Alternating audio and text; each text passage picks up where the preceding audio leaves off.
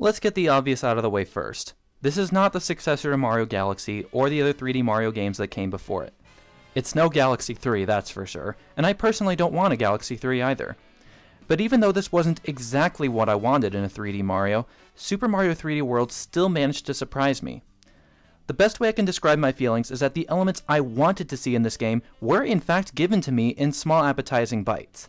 Bites that were large enough in portion and size that I walked away ultimately feeling satisfied, but not spoiled. Although the elements I wanted did not define 3D World, they were still present in a smaller form to invite me in and show me all that it did have to offer. When the game was first revealed at E3 last year, I was disappointed that it appeared to be little more than the big console brother to Super Mario 3D Land, and that's what it spiritually is, but I did feel guilty for judging the game so early back then, so I picked it up when I got around to purchasing a Wii U. That was money well spent because this is one of the best Mario games I've played in a long time. This is still essentially a 2D Mario game in the 3D perspective. You still have a flagpole waiting at the end of each and every level, even though you aren't restricted to left and right movements. Although you can move in any direction, there are so many walls and bottomless pits to keep you on track that it's simply impossible to get lost. It's because of these boundaries that to me, 3D World really can't call itself a true 3D Mario game. It keeps you boxed in, the level boundaries are evident and restrictive. When I play it, I don't feel as though I've entered an entirely new world, just a small box of abstract shapes and creative thoughts. This was my biggest concern going into this game. I was so worried that every level was going to be a straight, boring path from point A to point B. Little creativity, minimal room to explore, and a persistent feeling that the game was pretty much holding my hand throughout. I didn't want that.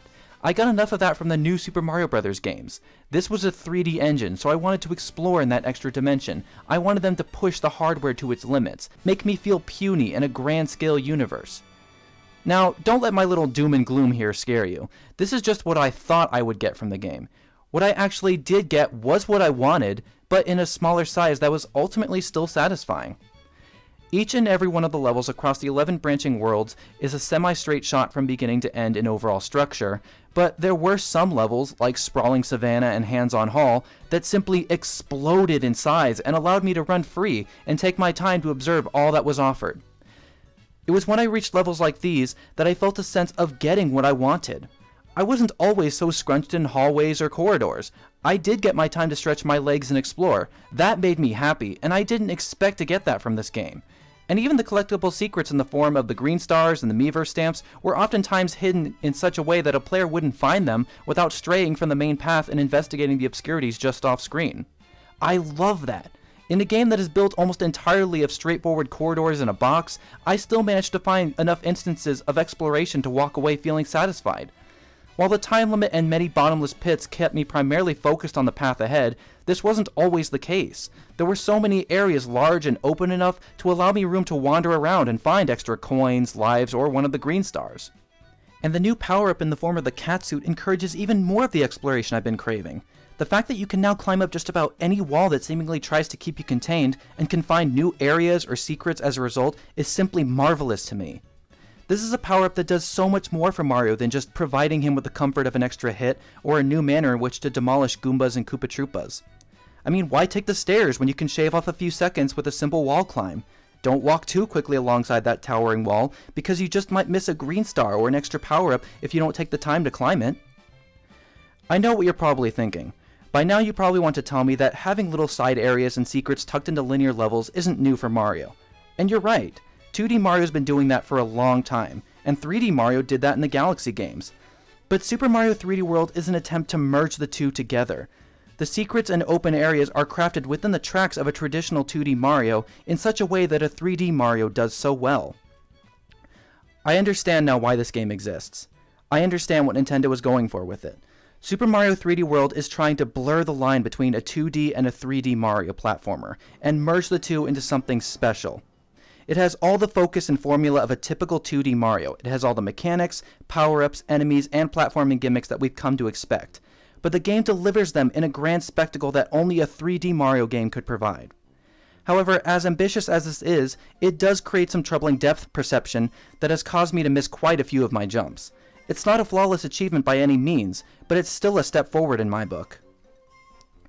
The reason I'm so obsessed with exploration in a Mario game is because that was what was introduced to me in Super Mario 64. That was the very first video game I ever played. Sentimental value and nostalgia aside, it showed me that video games are capable of bringing us into universes outside of our own to get lost in. Worlds that are crafted from pure imagination and art. I was fascinated with this concept growing up. Our reality can be so average and routine at times that it just feels so great to escape from that and spend time in a world that is new, strange, wondrous, bizarre, and downright mysterious.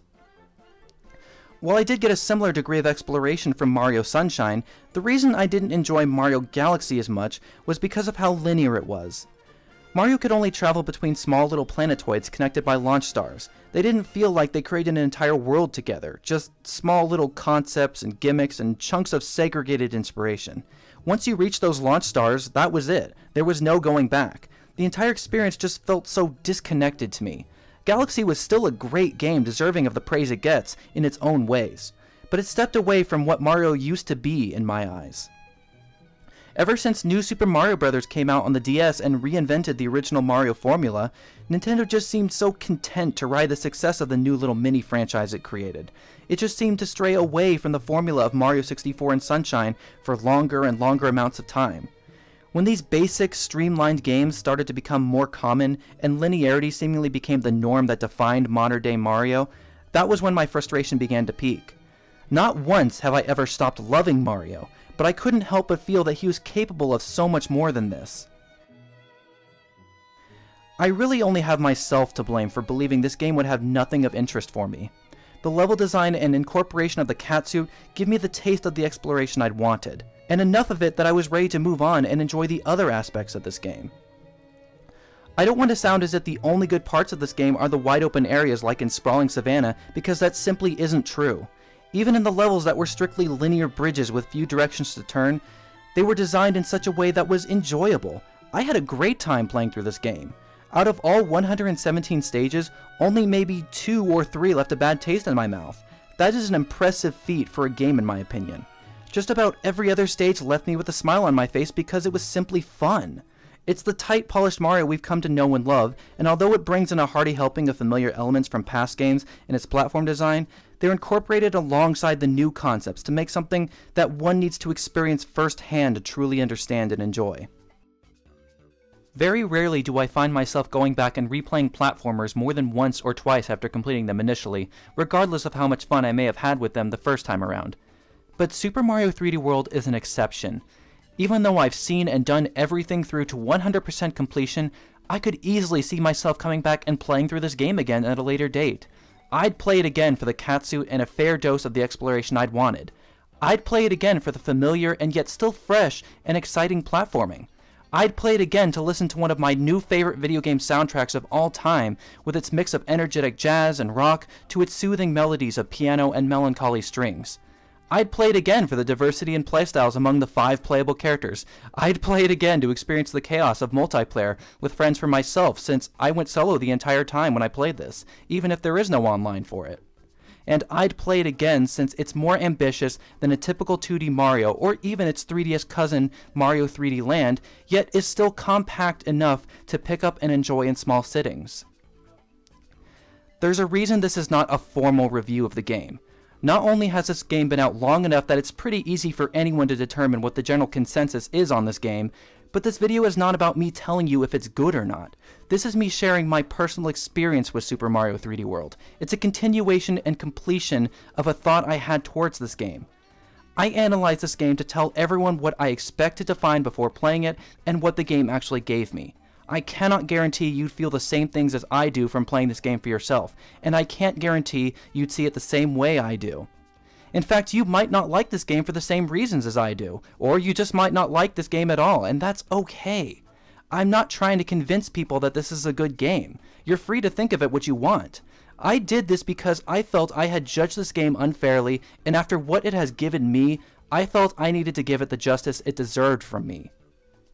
Although I still hope a full-fledged 3D Mario game will grace the Wii U at some point in the future, with this game being the beginning steps towards it, I can still safely say that Super Mario 3D World is one of my favorite Mario games of all time.